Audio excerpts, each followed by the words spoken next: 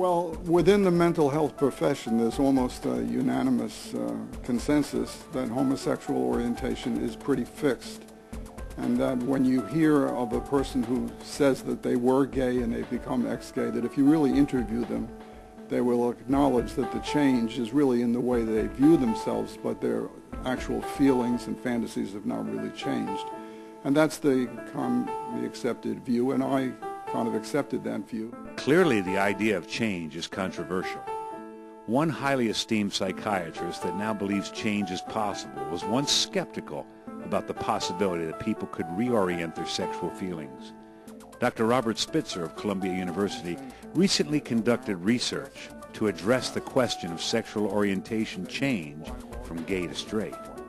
Dr. Spitzer is well known in the mental health community for his involvement in the American Psychiatric Association's decision to drop homosexuality from its list of mental disorders in 1973. But as soon as I spoke to a few of the people, it seemed pretty obvious to me that these were people who gave a very credible story of how they had changed. So the real purpose was to see whether it was true that essentially no one could change. Now, it was not a study of how often people can make that change, but it was a study of whether there are some people who can make a change in more than just how they view themselves, but also in their fantasy and their arousal. Will the mental health professions reevaluate their official skepticism toward those who view themselves as ex-gay? Dr. Spitzer is not optimistic. Well, I think they should. They will not be.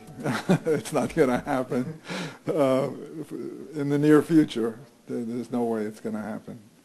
I think the only issue is whether it goes beyond the position statements, whether they go to, saying it's an ethical violation to do this kind of therapy. But those position statements are not going to change. There's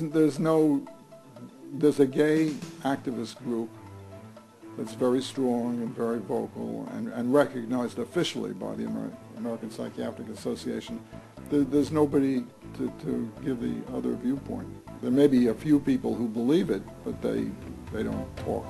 Now, I do have to say that one of the concerns that people who have criticized, the study's been criticized severely by many people, particularly gay activists who apparently feel many quite threatened by it. I think they have the feeling that in order for them to get their civil rights, it's helpful to them if they can present the view that once you're homosexual, it can never change, which they may be right, that politically it does help them, but it may not be scientifically correct.